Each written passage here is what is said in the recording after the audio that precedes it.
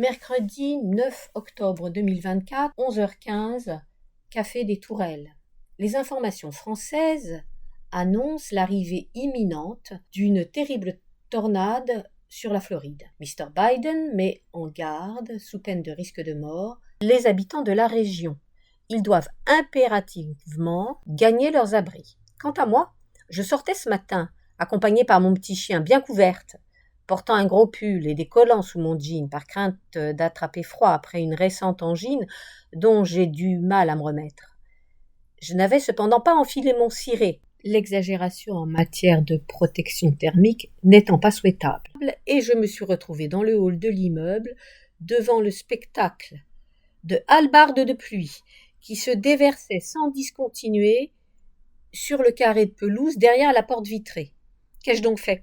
J'ai vidé mon grand sac à main, type sac à voile, sur le banc près de l'ascenseur, j'en ai extrait mon ciré jaune, je l'ai revêtu, tout en n'omettant pas de fermer soigneusement chacun des boutons pression. Mon petit chien a soudain aboyé, tel un féroce gardien, en se précipitant sur la malchanceuse personne qui osait approcher. C'était Patrick, mon beau-frère, qui habite en face de chez nous. Il venait de traverser le jardinet de la copropriété pour pénétrer dans le hall et sortir du côté du boulevard de Tessier. Nous ne nous étions pas vus depuis des mois. De joyeuses exclamations surprises, de courtoisie bienveillante se firent alors entendre. « Bonjour, comment ça va ? Bien, et toi ? Tu vas de ce côté-là » lui demandai-je. « Oui, du côté du métro. Très bien, moi aussi. » Et nous voilà, papotant de concert en direction de la place de Moncey. Je ne laissais pas la part belle au silence en vertu du principe de courtoisie destiné à adoucir les relations entre les êtres humains. « Sais-tu où je vais » lui demandai-je. « Au Café des Tourelles, figure-toi, un lieu incroyable, au dernier étage d'un immeuble au-dessus d'une auberge de jeunesse. On y voit toute la place de Moncey, et le ciel aussi, jusqu'à la Tour Eiffel, le Sacré-Cœur et la Tour Montparnasse. C'est magnifique. »« Ah bon ? Je ne connais pas. Mais je suis déjà allée dans un café de ce genre, boulevard Diderot. C'est au-dessus d'un cinéma très sympa. Ils proposent des films, parfois dans la salle du café. » J'exprimais ma satisfaction reconnaissante d'apprendre cette intéressante information et mon désir, pourquoi pas, d'y aller faire un tour l'un de ces prochains jours. Un bref silence s'ensuivit que je rompis de rechef. « Tu vas peut-être te promener » lui demandai-je, « dans un coin de Paris pour faire un nouveau film ?» Patrick conçoit en effet, depuis qu'il ne travaille plus, des films YouTube sur des traces historiques qu'il découvre dans Paris. « Non, pas du tout, je vais à Nogent, rejoindre Émilie qui garde les enfants. » Émilie est sa femme, la sœur de Roland. Je réalisais que nous étions mercredi et que sa fille, qui habite Nogent avec son époux et 2 jeunes enfants, devait avoir besoin d'aide. Émilie était partie de bon matin en voiture, Patrick suivait plus tard, il prenait le RER, nous nous séparâmes sur ces amicales paroles. Je ne rapporterai pas cette anecdote à Roland. Il ne saura pas que sa sœur et son beau-frère se sont mobilisés aujourd'hui pour garder les enfants. La quantité de non-dits entre nous va encore augmenter, car il me voit comme une mauvaise mère, et je n'ai pas envie qu'il considère que moi seule, comparée à d'autres grands-parents, suis une ingrate, une indifférente et une sans-cœur, qui privilégie sa tranquillité personnelle au détriment des jeunes de la famille. J'aimerais éviter l'été prochain une trop longue cohabitation familiale. Il est épineux de lui parler de cette future nouvelle organisation. J'apprécierais de louer pour quelques jours, à partir du 17 juillet, un gîte rural dans une agréable campagne. Roland et moi partirions à cette date, après le pont du 14 juillet, et serions de la sorte présents, le père et la mère, fédérateurs à Kerbillan, si les jeunes, Marc, Delphine et Simon, voulaient nous rejoindre à l'occasion du 14 juillet, justement. J'ai essayé d'aborder le sujet, mais en parlant d'une croisière, style croisière paquet, que Roland et moi pourrions envisager l'été prochain. Le projet d'un séjour à la campagne qui serait moins risqué et moins coûteux qu'une croisière, et qui nous conviendrait bien, ne m'est en effet apparu que récemment. Ma première idée s'était arrêtée sur l'un de ces grands bateaux HLM, dont Irène Sophia m'avait dit du bien. Je m'étais renseignée dans une agence de voyage et sur Internet avant de solliciter l'avis de Roland. J'avais découvert l'entreprise CFC, la Compagnie française de croisière, qui prévoit un départ du Havre le 13 juillet pour le nord de l'Europe. Roland fut loin d'être enthousiaste. Qu'était-ce donc que cette expérience de croisière? La présentation sur catalogue pouvait être trompeuse ou incomplète. Il n'avait pas tort. J'ai retenu un certain nombre de questions que je poserai à la compagnie. Mais surtout et avant tout, il trouvait mon désir de fuir les enfants désagréablement systématique et radical. Je n'en parle donc plus. Je fais la pause pour l'instant, concernant l'organisation de notre avenir estival, d'autant plus que l'urgence n'est plus d'actualité, un séjour à la campagne étant plus facile à réserver qu'une croisière dans les régions nordiques. Mais ce silence sur notre futur été à Kerbian me pèse. L'opacité s'installe entre nous et m'attriste. Depuis notre retour à Paris, il y a un mois maintenant, nous ne prenons plus ni apéritif, ni aucune autre boisson alcoolisée, et nos repas sont constitués de légumes et d'une modeste quantité de viande. Roland a grossi pendant notre séjour en Bretagne, et sa santé lui impose de maigrir. Je sens une forme de tension exacerbée se glisser peu à peu entre nous. Plus précisément, la nervosité et l'impatience sont en réalité de son fait. C'est lui qui doit supporter un soudain sevrage de boissons euphorisantes ainsi qu'un strict contrôle de son alimentation. Avant qu'il ne commence son régime, je l'accompagnais chaque jour à l'heure du déjeuner en savourant un très délectable spritz, puis j'en restais là. Quant à lui, une fois ouverte la vanne du plaisir lié à son adjuvant préféré, il ne lui était pas facile de la refermer. Après l'apéritif, suivait pendant le déjeuner quelques plaisants verres, qu'il n'y avait pas lieu de compter, emplis d'un engageant produit des vignobles français. Ce comportement quotidien a conduit à un embonpoint excessif. Non seulement je tais ces derniers temps certains de mes sentiments relatifs aux enfants, mais de plus, les contraintes du régime de Roland assombrissent l'ambiance de nos jours. Ces deux éléments, un silence inquiet de ma part, ajouté à une nervosité peu maîtrisée de Roland, ne nous facilite pas la vie. Ma rencontre avec Patrick n'est qu'un minuscule événement, mais je ne peux m'empêcher de me sentir confusément fausse, hypocrite, opaque, dépourvue de naturel et de joie. J'ai l'impression, exagérée peut-être, de censurer, dans ma relation avec lui, de nombreuses autres remarques habituellement spontanées, sans importance sur la vie qui passe, mais qui, dès lors qu'on les écarte, sapent la légèreté et la complicité susceptibles de nous rapprocher. Je pense par exemple à un récent récit de Linette, l'une de mes amies, qui me raconte chaque matin par lettre orale sa journée de la veille. Elle avait rendez-vous dimanche dernier avec son fils unique, un célibataire d'une 40aine d'années, qui tisse avec sa mère une jolie relation attentive et bienveillante. Linette déjeunait avec lui et l'un de ses amis qu'elle avait déjà fréquemment rencontrés. Le déjeuner ne fut rien moins que plaisant. Les deux jeunes gens ont mené, à deux et à bâton rompu, une conversation animée dont Linette était clairement exclue. Elle n'était pas invitée à participer, elle n'y parvenait pas, tant l'attention du couple d'amis était tournée sur eux-mêmes sans qu'ils pensent à s'intéresser à la troisième personne qui les accompagnait. Linette avait fini par abandonner toute tentative d'échange. Elle ne s'était cependant pas privée, une fois de retour chez elle, de faire part, par SMS, de sa déception à son fils.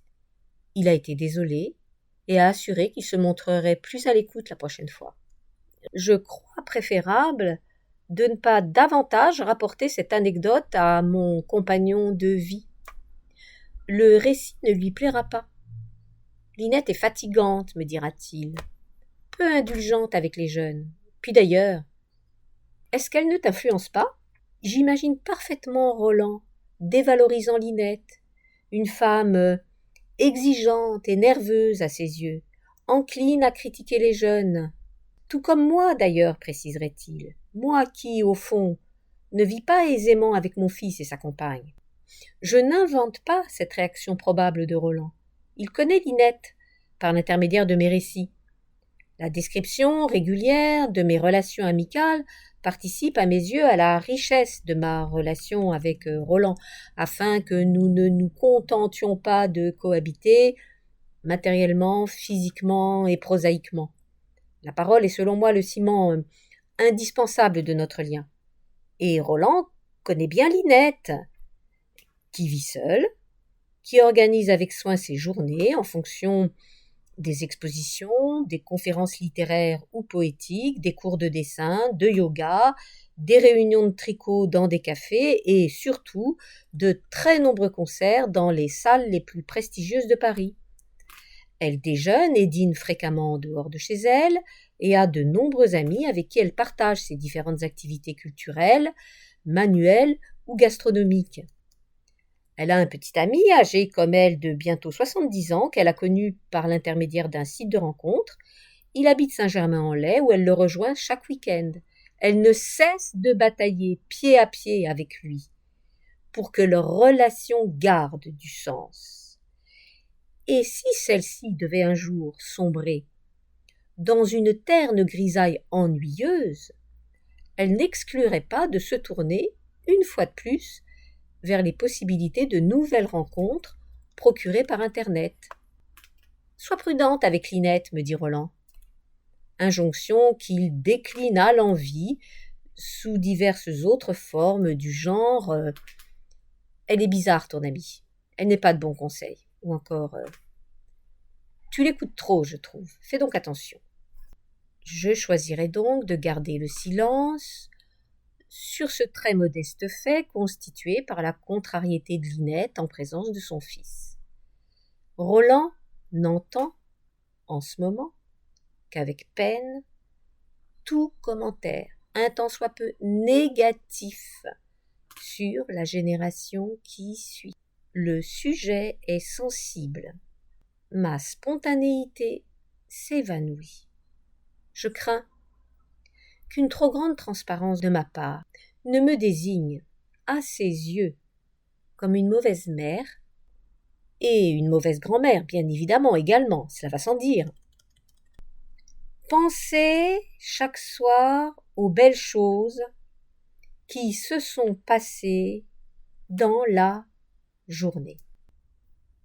Tel est le conseil donné par un prêtre à Charlotte Sens, l'auteur du Prix de la Jubilation, un livre que j'ai lu récemment, publié en 2023 aux éditions Artege. Cette femme, victime d'une maladie rare et douloureuse depuis l'enfance et qui s'efforce d'offrir sa souffrance à Dieu, est aidée, pas à pas et chaque jour, par cette judicieuse injonction. Avant de terminer mon texte, je vais tenter, à ma façon, de suivre le même chemin.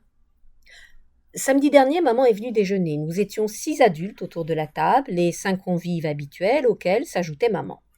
La petite Betty, dans sa poussette, complétait la réunion, observant les visages, écoutant les voix, avec l'attention intense des très jeunes enfants. Simon ne cessait de dire « Alors, vous avez vu des choses intéressantes ces derniers temps à la télévision, des films ou des séries ? Racontez !» Chacun y allait de son commentaire personnel. Maman parlait d'un documentaire sur les cachalots. Elle nous parlait des requins-tigres qui sévissent dans l'hémisphère sud et de certains petits requins sympathiques qui fréquentent les plages antillaises et s'approchent des touristes en quête de morceaux de pain apportés pour l'occasion. Elle nous parlait d'étonnants bancs de coraux récemment découverts dans de profonds abysses grâce à de fantastiques merveilles technologiques sous-marines. J'étais heureuse de l'insistance de Simon. Il prenait mon relais. Il agissait comme je le faisais spontanément dans le passé quand j'essayais, toujours et sans relâche, d'orienter la conversation vers des périples ouverts sur le monde. J'interviens moins maintenant, ayant remarqué que je reçois de légers mais déplaisants coups de griffe de la part du jeune couple qui n'apprécie probablement pas ce qu'il considère comme une trop grande affirmation de ma part. La réticence provient à l'origine de Delphine, qui est en ce domaine plus ou moins imité par Marc. Je suis maintenant plus discrète. Lorsque Simon se lance dans le jeu, Marc et Delphine semblent plus tolérants, ou bien Simon y est probablement moins sensible que moi. Ah oui, mais nous on ne passe pas notre temps à regarder la télévision, lui a, soit dit en passant, très sympathiquement fait remarquer Delphine. Observation qui fut par ailleurs royalement ignorée par Simon. J'adopte désormais une position de retrait en famille, sans pour autant être devenue une femme irrémédiablement muette. Je m'engageai donc, samedi dernier, dans les échanges du moment, en évoquant La mécanique des tubes d'Amélie Nothomb. Un livre, certes, plutôt qu'un film, mais le périmètre de la conversation pouvait, me semble-t-il, être sans dommage quelque peu élargi. J'ai expliqué comment. Dans son imagination fictionnelle, l'auteur n'avait été qu'une sorte de légume, passif et silencieux jusqu'à l'âge de 2 ans et demi, avant de devenir un monstre de cris, de pleurs et de hurlements, puis une enfant parfaite et modèle, dès lors qu'elle connut l'expérience du plaisir, grâce à l'une de ses grand-mères, qui lui fit découvrir la saveur inénarrable du chocolat belge, blanc qui plus est. Mon intervention suscita moult réactions, j'étais contente. L'ambiance était joyeuse autour de la table. Je parlais du film Cocorico. Note. Cocorico est un film français réalisé par Julien Hervé, sorti en 2024, qui raconte les vives réactions de 2 familles prochainement liées par le mariage de leurs enfants en raison de tests ADN révélant des résultats inattendus. Je parlais du film Cocorico, que Roland et moi avions vu sur Canal+. Delphine avait vu ce petit film, sans prétention et plutôt drôle à mon goût. Elle regarde donc indubitablement de temps à autre quelques programmes télévisés, contrairement aux allégations qu'elle avait tenues quelques instants plus tôt. Mes propos ne sont ici, il me faut l'avouer, point du tout exempts d'ironie, puisque cette jeune femme, depuis le moment où elle quitte son lit le matin jusqu'à celui où elle le regagne le soir, laisse la télévision allumée, qui occupe de la sorte l'espace visuel et sonore toute la journée durant. C'est son habitude, m'a rapporté Marc, acquise depuis l'enfance, dont elle ne saurait se départir. Delphine avait donc vu Cocorico, et seule, qui plus est, puisque Marc ne connaissait pas le film. Je la questionnais sur d'autres émissions qu'elle aurait pu voir ces derniers jours. Elle évoquait des divertissements de télé-réalité, j'en connaissais certains, qui dataient de quelques années, tels que Koh-Lanta ou Le Maillon Faible, par exemple. J'étais curieuse d'autres émissions dont je découvrais l'existence, amusantes, à n'en pas douter, surtout lorsqu'y participent des célébrités, choisies en raison de leur humour et de leur sens de la répartie. Marc et Simon connaissaient ces mêmes émissions. On échangeait. J'interrogeais les jeunes sur les principes de ces différents programmes. J'évoquais Silo, une série américaine d'anticipation que Roland et moi regardons sur le conseil des 3 jeunes. Note, Silo, série sortie en 2023, qui raconte l'histoire d'une société vivant à l'intérieur d'un silo géant souterrain, celui-ci étant censé les protéger. Reprise, sur le conseil des 3 jeunes, je suis heureuse quand Simon m'aide à insuffler de la joie, ma spontanéité étant ces derniers temps quelque peu mise à mal. Une dernière anecdote a retenu mon attention. Simon a appris dimanche dernier, à l'issue de notre rituel dîner familial, que Roland et moi reprenions le train pour Kerbian la semaine prochaine. Nous y resterons 15 jours. Je n'ai en effet pas pris le temps, avant notre départ en septembre dernier, d'améliorer comme je le souhaitais les décorations murales du salon, ni Roland de réaliser divers travaux de bricolage. Simon a dès lors annoncé qu'il nous rejoindrait le temps d'un week-end. Roland et moi avons échangé un bref regard entendu. Nous anticipions, sans grand risque de nous tromper, que notre garçon optimiste formulait à cet instant un bienveillant vœu pieux qu'il ne réaliserait probablement pas. Après une bonne soirée, joyeusement accompagnée d'un sympathique verre de bière en guise d'apéritif et de quelques bonnes bouteilles proposées par Roland pendant le dîner, Simon se montre souvent particulièrement créatif en matière de futures réjouissances communes. Il lui arrive d'évoquer une prochaine invitation à déjeuner ou à dîner dans son appartement cour de Valbois. Il anticipait cette fois-ci une plaisante réunion familiale dans notre maisonnette de bord de mer. Prendra-t-il réellement le temps de gagner Kerbillan d'ici notre retour? La réponse importe peu. J'aime l'entendre exprimer gratuitement et spontanément son désir d'être avec nous, quand son contrôle de soi se trouve être quelque peu émoussé. Mon petit chien est couché à mes pieds. Il dégage une forte odeur canine après la pluie diluvienne de notre trajet depuis la maison. Le ciel déploie une vaste étendue de gris et de blanc au-dessus des toits de Paris. La salle s'est peu à peu remplie de jeunes gens, penchés sur leur téléphone ou leur ordinateur portable. Je n'aperçois que 2 autres personnes de mon âge, profitant de ce lieu accueillant. Je termine ici ma lettre. La relative complexité de mes relations actuelles avec Roland fut à l'ordre du jour, mais aussi les motifs de joie qui me sont prodigués par Simon, un être de lumière à mes yeux. Une dernière remarque. L'exactitude m'impose de préciser que Simon a, lors d'une mémorable occasion, réalisé l'une de ses intentions optimistes post-réunion festive.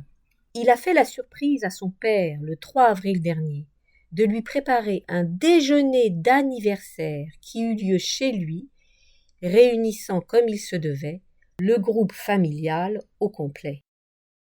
Le même jour, quelques heures plus tard, on ne passe pas tout notre temps devant la télévision.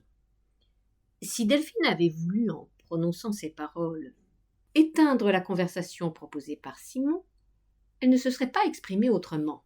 J'ai retenu cette remarque. J'ai choisi de l'introduire dans mon livre, en induisant de la sorte une image assez bougonne et mal apprise de Delphine. Mais, ayant consigné par écrit cette observation a priori peu sympathique, l'ayant figée sur le papier, gravée en quelque sorte dans le marbre du livre, j'ai tout loisir maintenant de m'y arrêter et de me demander si l'intention de Delphine était au fond aussi inamicale qu'il paraît. Son intervention n'a peut-être été qu'une manifestation parmi d'autres du mode de relation particulier qui existe entre Simon et elle. Simon, de même que Roland et moi, connaissons Delphine depuis 10 ans, lorsqu'elle nous fut présentée comme la petite amie de Marc. Et le frère cadet n'a cessé, dès l'origine, de se demander comment son frère aîné pouvait vivre dans la durée avec une personne, s'il considérait ses défauts, qu'il trouvait autoritaire avec son compagnon et pas toujours très ouverte en société. Mais comment fait-il pour rester avec elle? L'ai-je parfois entendu s'interroger, et il ne se prive en rien, s'il se trouve de ci, de là par trop irrité par son comportement, de le lui faire savoir, sur le mode de la blague, bien évidemment. Delphine ne manque alors pas de lui rendre la politesse. La jeune femme n'est pas le genre de personne susceptible d'être provoquée sans réagir coup pour coup. Ce simulacre de combat, qui est censé les amuser, ainsi que ceux qui les observent, est leur mode habituel de communication. Dans ce contexte, devant Simon, qui se montrait curieux de nos investigations de téléspectateurs, Delphine n'a pu, par une sorte de réflexe quasiment automatique, s'empêcher de lui décocher une mini-fléchette verbale signifiant « Tu nous embêtes avec tes films », tout en plaisantant, cela va sans dire, comme à leur habitude. Ce modeste éclairage complémentaire, qui a adouci l'image de Delphine, méritait, je le suppose, d'être précisé.